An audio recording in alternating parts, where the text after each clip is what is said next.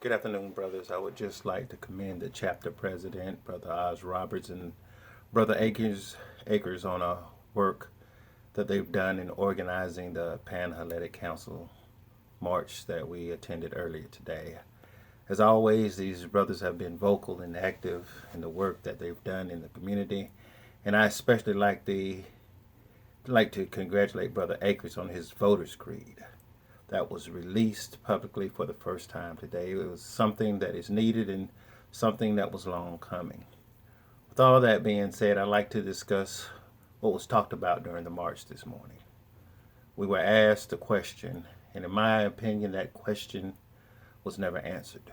The question was, what should we do? What do we need to do? This is the question that is before us as a people of color, as fathers, as a father of two children of color, as people who are proclaimed to be followers of Jesus Christ. It is a question that needs to be asked of all in our community.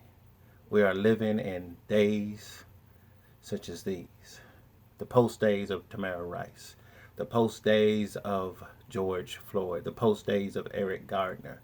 We live in the days of police brutality, the days of individual structural and institutional and systemic racism. These are the concerns that we face today, and today we're asked the question, what should we do about these problems?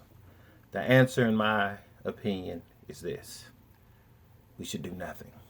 Yes, you heard me correctly. I believe that we should not do anything because we've done it all already. We've been brutalized by the police. We've been beaten with batons by the police. We've been hosed down with fire hoses by the fire department. We've been bitten by police dogs and by sheriff dogs. We have been choked to the point where we've lost consciousness and killed. We have been bombed in our own churches. We have been strangled with strangleholds that have been sanctioned by police departments. We have been cuffed unjustly. We have been shot by our own so-called protectors, and we have been hung and strung up by people in our very own communities. And we've been kneeled on until life seeped from our bodies and soul. Yes, I tell you, we have already done enough. We have protested, we have marched, we have voted, and we have done all those things that we've known to do. But now, by the looks of things in our community across the state and across the South and across the nation, and even by the news, even across the entire world, it appears that we are, yes, when I say we, I mean all people who are oppressed. We are sick and tired of being sick and tired. I believe it was Fannie Lou Hamer who first said that. When that question is asked, I wonder, why should people of color or oppressed people be responsible for changing their own plight in this world? Why should black people or people who are being oppressed have a need to try to teach the police that police brutality is wrong? Why should people of color or people who are oppressed tell people that racism and white supremacy is wrong, or sexism is wrong, or homophobia is wrong? Why should we be the ones who tell them? They've been told this already, time and time again. We've tried to tell you, we've tried to teach you, but the people who need to hear it most, they are the ones who simply don't listen. The people that can really make a difference are simply not listening to what we have to say and what is needed to make real systemic change. The question should be, what should they do? And when I say they, I mean people who are really in power, the people who are in positions of authority, the people who have financial resources and the means to make social change possible. I was glad to see the sheriff and the police chief at the march earlier today, but they are the ones in positions to make real change. If you want police brutality to really stop, then the word has to go out among those who are on the blue line that this type of behavior will not be tolerated anymore. That officers are expected to tell on other officers. They seem to have the same no snitch policy as some of the gang members have. They need to understand that those who practice brutality and racism have run out of time. The time is over now. It needs to be said that the brother or sister who serves beside the man or woman that is practicing racism or brutality is no longer protected by the brother or sister who is in blue. If you see something wrong, it is a responsibility and a duty to report it, to make it known, and if nothing is done about it, if no changes are made as a result of crossing that sacred blue line, then you have a personal responsibility and a higher calling of human decency and national trust to make it known to the media, to make it known to social media. Yes, I know this can be hard to hear. I know it's not going to be pleasant for many of you who choose to follow these instructions, but if you are in the field of law enforcement, this is how we will make real change in our country. We must remember that in the 60s, it was white people who protested alongside of the black people, and some were even killed. And that's when we started to see real change. That's when we saw change was possible. So I say, like in those days, it will need to be people in blue that protest against other people in blue. That's what's going to make change. Those people need to report those who are doing wrong. That's when we will see real change in our law enforcement agencies. White people, when you meet or hear people who are saying or doing racist things, you need to call it out and tell it like it is. When you hear it, call it out. Call out racist people publicly and on social media sites. At that moment, no, don't wait until later days when someone is being racist and they refuse to accept their own racist actions. Put their comments on social media. Put their comments back out in the open so everyone can understand. Because racists hide behind other races. They become comfortable in their positions of hate and mistreatment.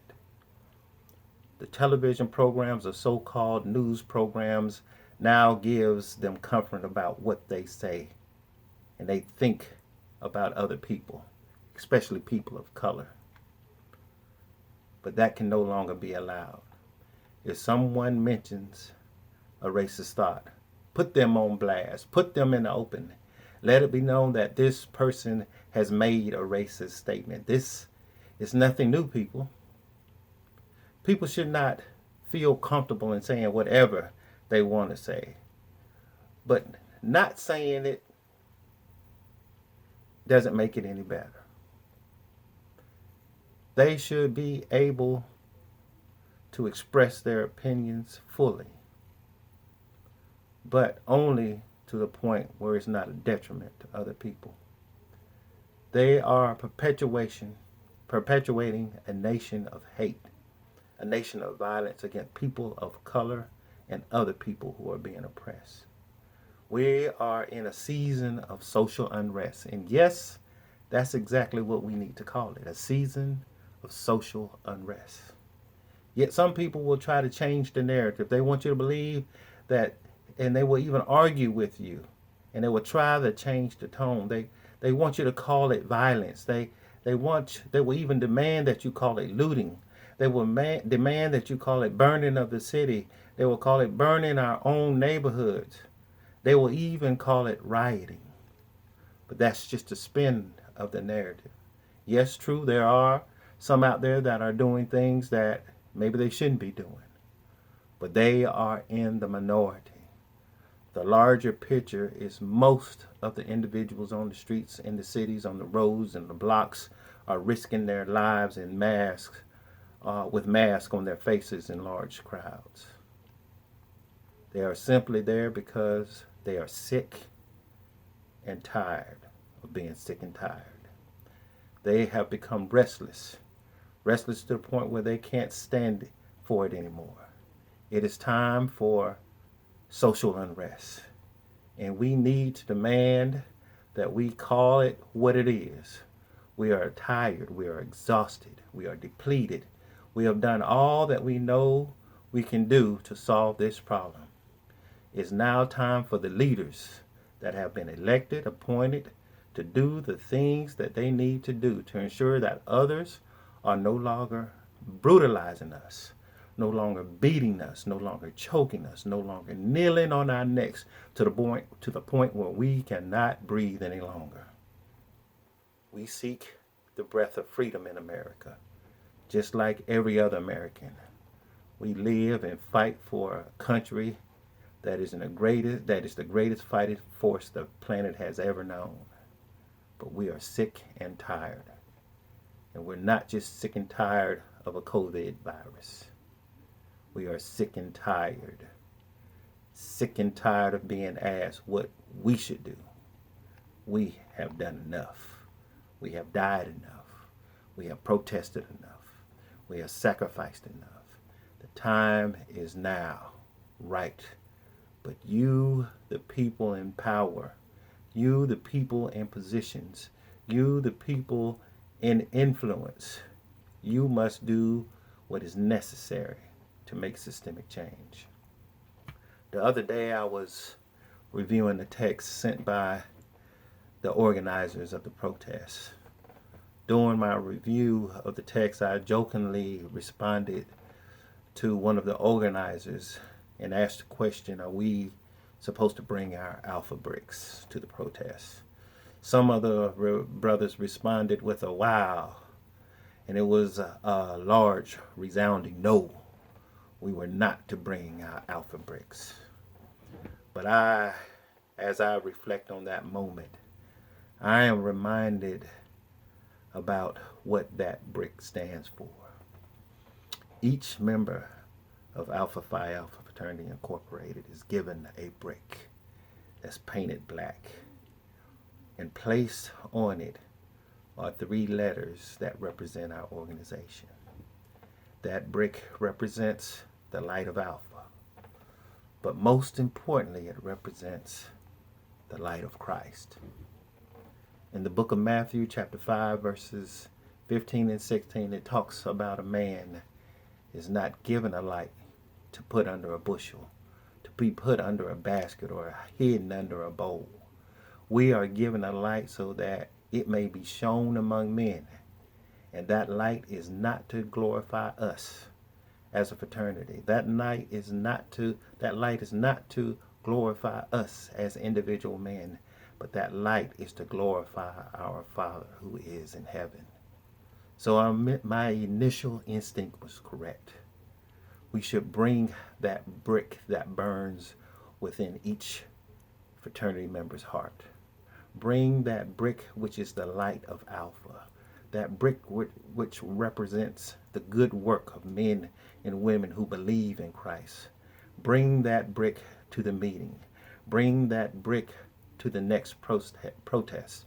Bring that brick when you go to Sunday worship tomorrow morning. Bring that brick when you go to work. Bring that brick, because it is the brick of the good works of a Christian man.